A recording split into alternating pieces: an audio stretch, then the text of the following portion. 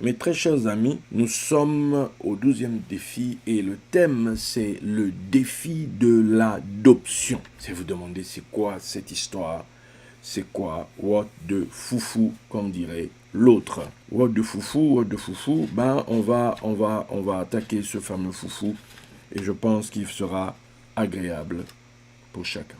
Déjà, définissons ce que c'est que, de manière naturelle, l'adoption. L'adoption est l'acte de faire de quelqu'un qui évidemment est déjà né de quelqu'un d'autre, ok?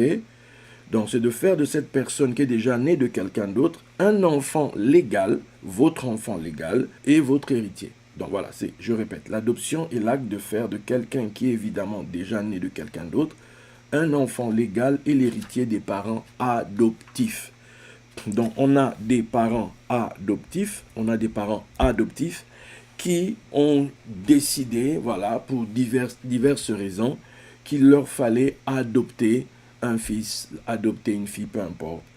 Et pour le coup, il y a quelque chose qui se passe, c'est qu'ils doivent, ce sont eux qui font le choix, ok?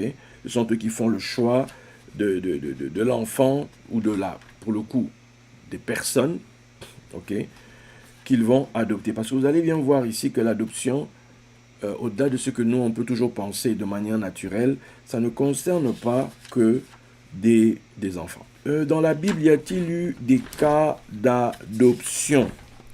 Je vais vous en donner 4. Je vais en donner 4. Comme ça, vous avez des références. Nous avons dans Exode 2, verset 10.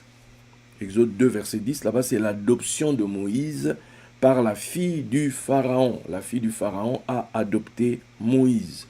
On est dans Exode 2, 10. Ok?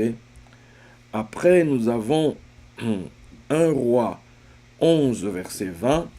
C'est l'adoption d'un certain Génubat par Pharaon. 1 roi 11, 20. Adoption de Génubat par Pharaon. J'ai dit tout à l'heure Exode 2, 10. Adoption de Moïse par la fille du Pharaon. Là, je viens de parler de l'adoption de Génubat par Pharaon. 1 roi 11, 20. Après, nous avons l'adoption d'Esther par Mardoché. Adoption d'Esther par Mardoché, c'est dans Esther 2, 7. 2, 7 et puis verset 15.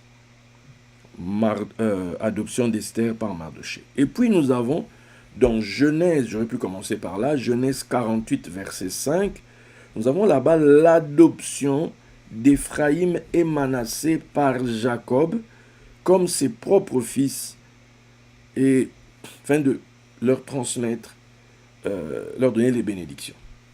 Voilà. Vous pouvez vous demander, mais pourquoi Joseph, lui, n'a pas... pourquoi son papa a fait ça, en fait? Qu'est-ce qui s'est passé? Pourquoi... attends, tu voulais voir un fils depuis... Du moins, tu pensais que ce fils-là était mort et qu'au final, tu te dis, mon fils vit, je vais aller le voir, et tu viens le voir, et puis là, au moment où tu te dis que tu vas mourir, que tu sens que tes jours sont terminés, là, tu ne fais pas juste une bénédiction, on va dire, voilà, le grand-père bénit ses enfants, ses petits-enfants, non.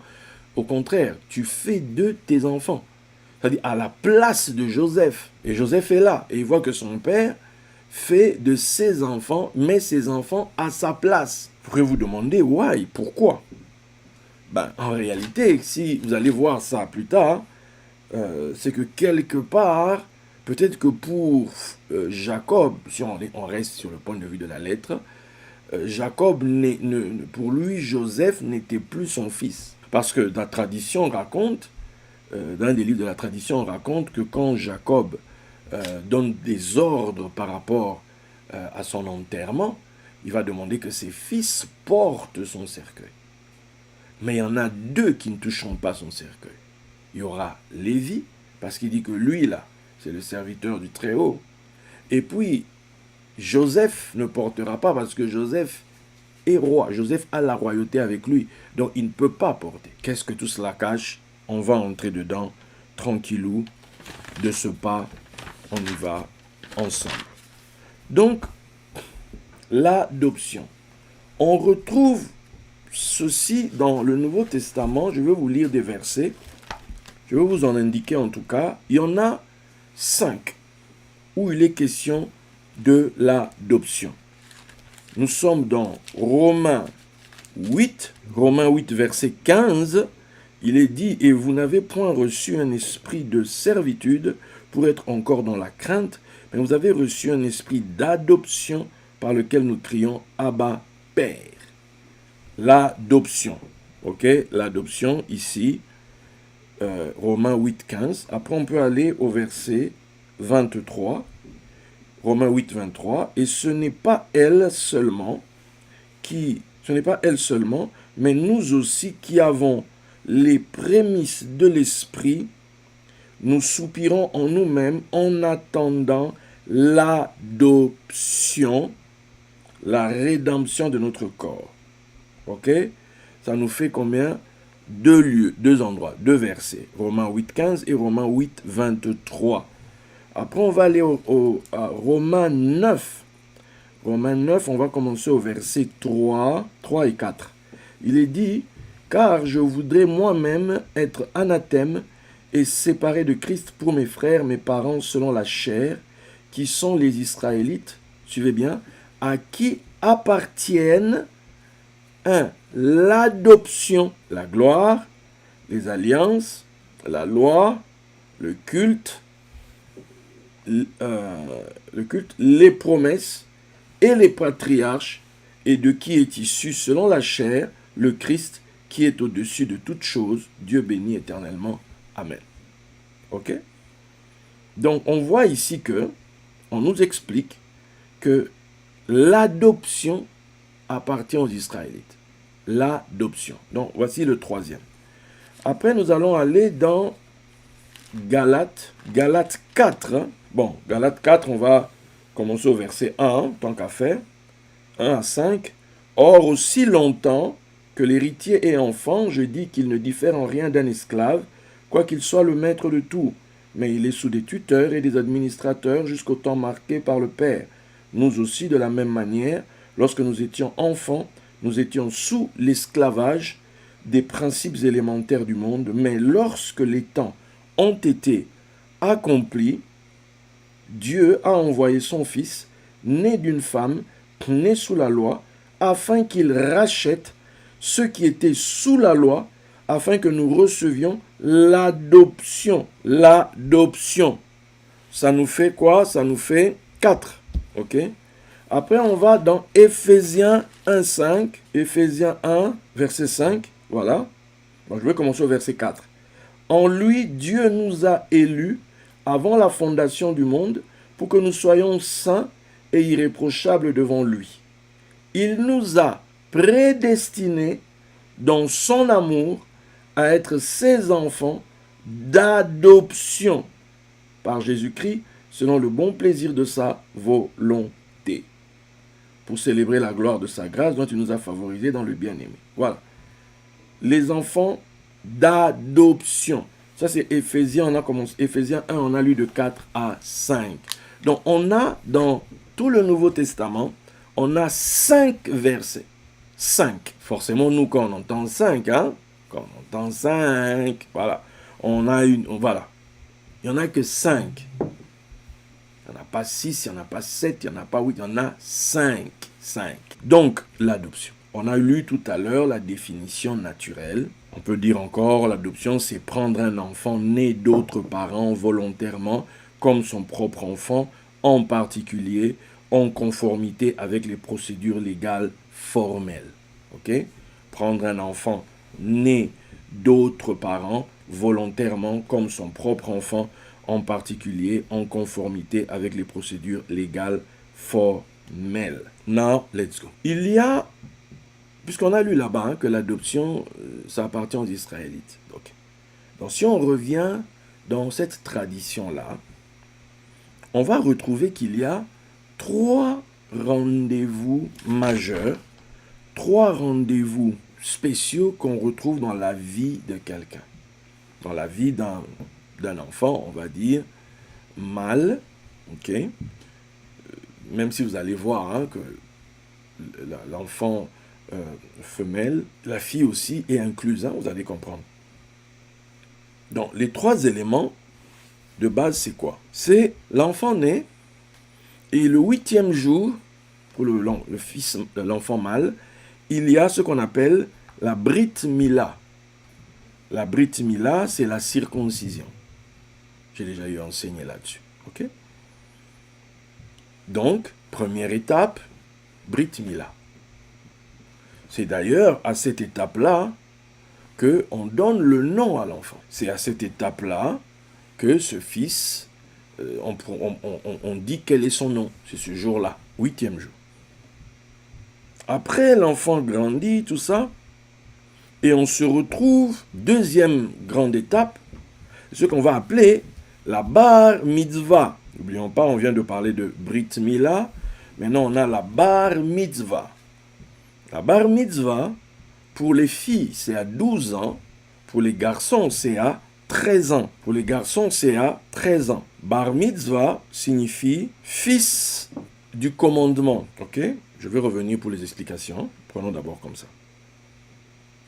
Et on a la troisième étape qui, elle, est bien plus tard. On va même donner la période, le chiffre biblique traditionnel, c'est 30 ans. Il y a ce qu'on appelle en grec louiothesia. Ou louiothesia ici, c'est le mot que l'on retrouve derrière le mot adoption. Partout on a lu adoption là dans la Bible, les 5 fois là. C'est ce mot ouiothesia que l'on retrouve. Ouiothesia, c'est 2 mots ensemble. C'est ouios, le fils, et titemi, parle de mettre, de placer. Voilà. Donc, ouiothesia signifie soit placement du fils ou fils du placement. Voilà. Vous comprenez? Ou bien placé en tant que fils. Voilà, vous comprenez l'idée. Maintenant, revenons à nos 3 étapes. La première, Brit Mila. Brit Mila, c'est la circoncision. Et la circoncision, pour faire simple, c'est qu'on retire le voile. Nous, c'est vrai, Paul nous dit que la circoncision véritable, c'est la circoncision du cœur.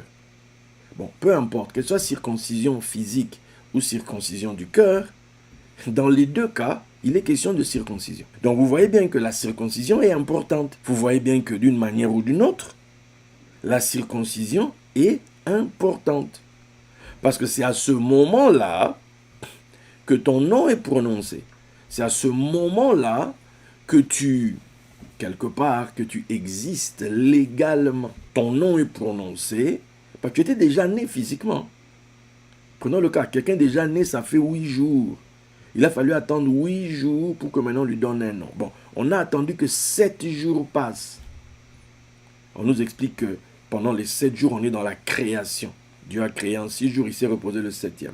D'où maintenant on nous dit que le 8e jour, c'est la dimension du surnaturel. Donc, la circoncision a à voir avec ta projection dans la dimension surnaturelle. Ça signifie que c'est avec la circoncision, quelque part, tu nais pour le monde surnaturel. Tu étais déjà né naturellement, tu étais déjà né physiquement, tu étais déjà né selon la chair, tu étais déjà dans cette réalité, mais maintenant il se passe quelque chose, c'est que la Brit Mila, la circoncision, c'est le moment où tu vis l'apocalypse, où tu vis une apocalypse, où tu vis un retrait de voile. Et c'est là maintenant tu es comme, il y avait un monde que tu ne connaissais pas, auquel subitement à qui tu apparais subitement là-bas. Ou bien subitement tu réalises qu'il y a un autre monde, il y a un autre univers. Les choses ne sont pas comme tu pensais. Les choses sont totalement différentes. Subitement, le voile qui créait une illusion est retiré. La Maya, pas Maya l'abeille, mais Maya l'illusion, subitement s'estompe, tout se désagrège et soudainement tu vois des choses que tu ne connaissais pas. Et en fait, si les sociologues français, c'est Bourdieu je pense, qui parlait de l'habitus, que l'homme se définit par rapport à son habitus, c'est-à-dire il y a un environnement, tu vis par rapport à ça. Les gens dans ton environnement disent que tu es ceci. tu es cela. Et toi, tu vis par rapport à ce que eux disent de toi. Quand tu es né, soudain, quelqu'un dit, toi, tu vas t'appeler Robert. Bon, tu l'as pas dit que non, je ne suis pas d'accord, pourquoi Robert?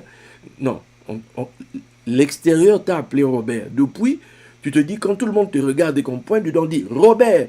Au fond, tu te dis, ah, on dirait que c'est moi qui s'appelle. Ah, donc je m'appelle Robert. J'aurais pu trouver mieux quand même. Bref, c'est pas grave. Donc, tu es Robert pour un certain environnement et cet environnement attend de toi de fonctionner d'une certaine manière. Cet environnement dit que toi, tu ne peux pas faire certaines choses. C'est l'environnement qui dit ça. Or, cet environnement, c'est en même temps un voile qui t'entoure.